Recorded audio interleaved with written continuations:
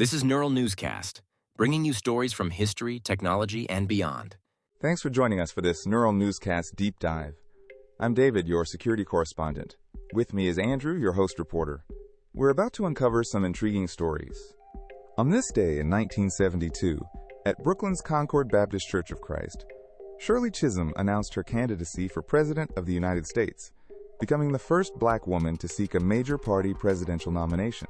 That moment, right there in that church, wasn't just symbolic. It directly challenged the political order. Exactly, Andrew. She didn't just announce, she expanded who could be seen as a legitimate contender in national politics. And the venue matters. Concord Baptist Church of Christ signaled community roots and moral authority, underscoring the seriousness of her campaign. Her announcement rippled through political and social spheres, raising expectations about representation at the highest level. It reshaped the conversation about candidacy itself. Who runs? Who's heard? Who's counted? And it set practical guideposts for campaigns that followed. From a security and intelligence perspective, bold moves like that shift the landscape. New networks form, constituencies draw fresh attention, and the calculus of influence changes. And for the public, seeing a black woman mount a major party campaign reframed possibility, something voters and activists could anchor to. So it wasn't just a date on a calendar. It became a pivot point that pushed political norms outward. It set a precedent, opening doors and forcing institutions to reckon with a new reality. Those decisions echo into campaigns, into civic life, into how we measure progress.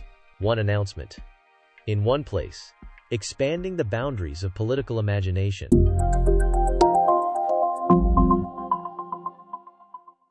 Time for a quick pause. We'll explore more when Neural Newscast Deep Dive returns.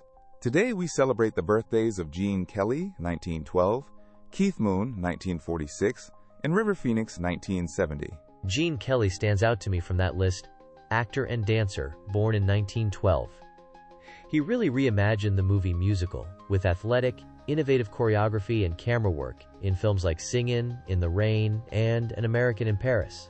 And on the music side, Keith Moon's whirlwind drumming with The Who felt like choreography in its own right. Right, Kelly wasn't just a performer.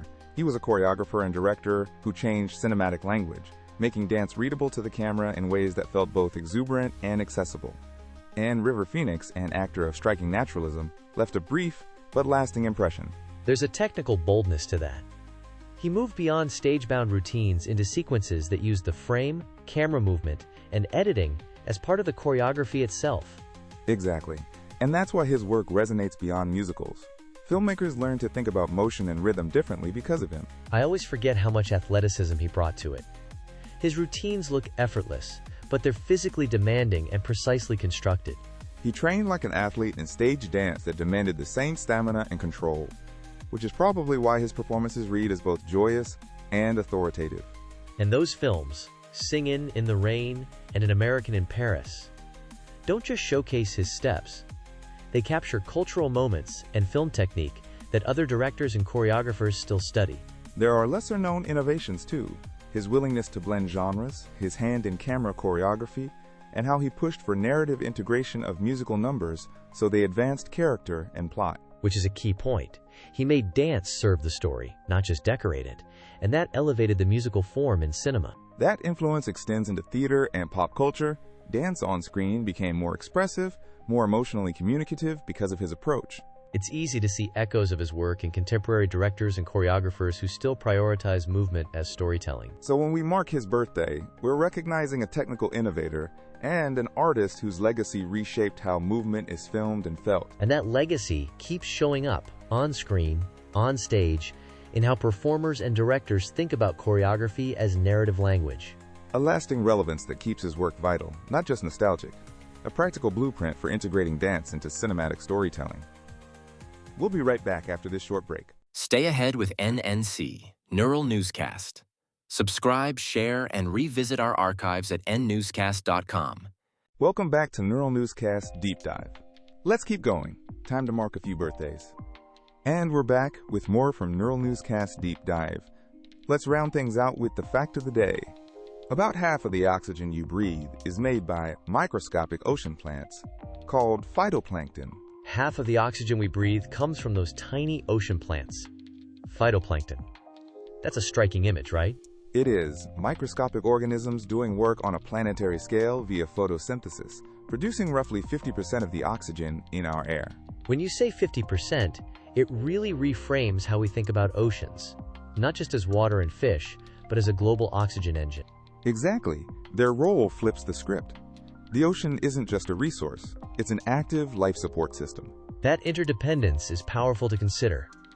Those microscopic plants and our atmosphere are locked together in a global process. Locked together and delicate. The balance depends on temperature, acidity, and nutrients that shape phytoplankton blooms.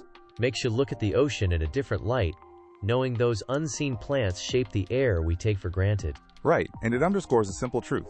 Microscopic life can have enormous, planet-scale impact. It's humbling. So much of what keeps us alive happens out in the vast oceans, invisible yet essential. Precisely. Remembering that helps frame why the state of the oceans matters to every breath we take. That immediate connection, ocean phytoplankton to the air in our lungs, is as direct as it gets. We hope you enjoyed this deep dive. From David and all of us at Neural Newscast, I'm Andrew. Join us next time. You have been listening to NNC. Visit nnewscast.com for more episodes and deep dives. Neural Newscast combines real voice recordings with synthesized voices to enable prompt production without sacrificing quality.